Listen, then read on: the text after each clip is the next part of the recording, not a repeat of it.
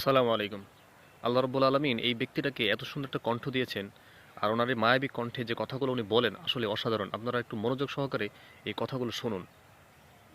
আচ্ছা, জীবনে কখনো কোনো মৃত ব্যক্তিকে গোসল করিয়েছেন? যদি কখনো সুযোগ হয় তাহলে সেই মৃত ব্যক্তিকে গোসল করাবেন। তখন খুব কাছ থেকে দেখবেন মৃত মানুষের দেহটা কতটা অসহায় লাগে, মৃত্যুর পরে মানুষের দেহ কতটা ভয়ের কারণ হয়ে দাঁড়ায়। সুযোগ পেলে রাতে লাশটা পাহারা দেবেন, তখন বুঝতে পারবেন প্রিয় মানুষটার লাশ রাতের বেলায় আপনার কাছে কতটা অদ্ভুত লাগে, কতটা ভয়ের কারণ হয়ে ওঠে, কতটা আতঙ্কের কারণ হয়ে যায়। সুযোগ পেলে মৃত ব্যক্তির শরীরে একটু হাত লাগিয়ে কিছুক্ষণ তার স্পর্শ নেবেন।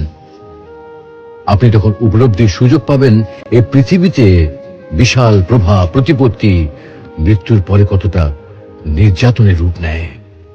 সুযোগ পেলে আপনজনদের লাশ কবরে নামাবেন খুব আগ্রহ নিয়ে। শেষবারের মতো মৃতদেহের মুখটি একবার দেখার চেষ্টা করবেন এবং বারবার উপলব্ধি করার চেষ্টা করবেন এই মৃতদের সাথে অনন্তকালের যাত্রার পথে এটাই আপনার জীবনের শেষ দেখা। সুযোগ পেলে মাঝে মধ্যে কবরস্থানে গিয়ে নীরবে কিছুক্ষণ দাঁড়াবেন। এরপর মনে মনে চিন্তা করবেন জীবনের লাভ ক্ষতির হিসাব। এই মৃত মানুষগুলো এই পৃথিবীতে কি করে গেছেন, কাদের রেখে গেছেন। যাদের রেখে গেছেন তারা কি কখনো এই মৃত মানুষগুলোকে স্মরণ করার জন্য কবরস্থানের আশেপাশে একটি বারের জনকে দেখতে আসে? আমাদের জীবনটা বড় অদ্ভুত, বৈচিত্র্যময়। আমরা এর জন্য ওর জন্য, ধন সম্পদের জন্য, ঐশ্বর্যের জন্য, বাড়ি গাড়ি টাকা পয়সার জন্য কত না মায়া দেখাই, আগ্রহ দেখাই, আরো চাই আমাদের।